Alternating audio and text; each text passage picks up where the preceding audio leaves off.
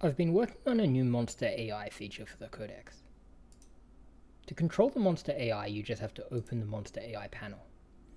And it recognizes all the monsters you have going in combat. So it can see all the monsters and it shows me what it knows about them. It knows these main actions they can use, and if I mouse over them, it gives me some details, and then it has some basic strikes which are coded for all monsters, and then it has a variety of maneuvers it can use for each monster.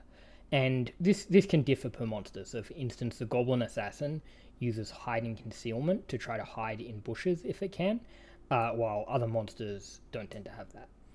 And then there's generic tactics like flanking, whether a monster flanks or aids attack or uses high ground and so forth.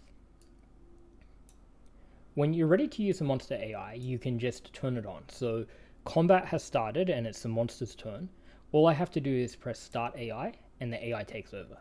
It's decided that these goblin warriors are going to go. This goblin is charging forward and he's going to bury the point. Now this gives me a trigger that I can use because it sees that I have this unearthly reflex trigger. Because I clicked on this, it's paused it so I can take my time to decide whether I want to use my trigger. I won't though, I'll click and that will move on. So I took 7 damage. And then he's going to use his aid attack maneuver. You'll see, because they have the flanking tactic turned on, they moved around to flank me. Again, I get my trigger. And then he's going to aid somebody else in attacking me. Of course, I can play for my side and take my turn as per normal. And so you can see that this can be used in a number of different ways. For instance, you could use this just to have fun playing by yourself. You could try balancing out an encounter you're planning for your players. Or maybe you want to take it a little bit easy during a battle and you just want to let the monsters control themselves. And you can sit back and enjoy, or you can go and prep something, or you can maybe run the battle from a overall strategic point of view. When I end my turn, the monsters are going to go again. You'll see he attacks. And then he's going to try to knock back. Now, once again, the monsters are pretty smart that because a zombie is a bigger creature, he's got more might than a goblin, he's going to tend to use knockback or maybe grab, while a smaller goblin will use aid attack.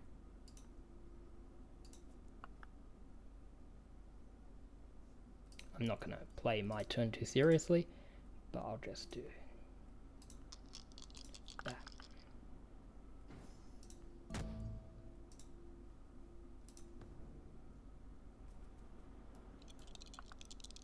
Now we can see the goblins, they speak, they tell us what they're doing. And this is, they speak in their language. It shows you that the goblin assassin is communicating in Fetch. Now, if I was a player, I would only understand what the goblin is saying if my character knew Fetch. Otherwise, what it would show is just some sort of garbled text, and I would sit there being like, oh, what's that goblin saying?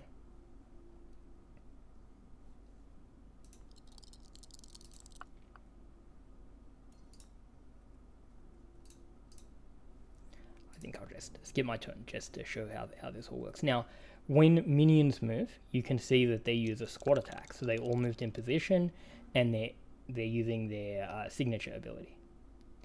I'm going to skip my trigger, and then they can shove me around. This one had too much stability. So as you can see, you can play an entire fight like this, and the monsters just control themselves. They move around.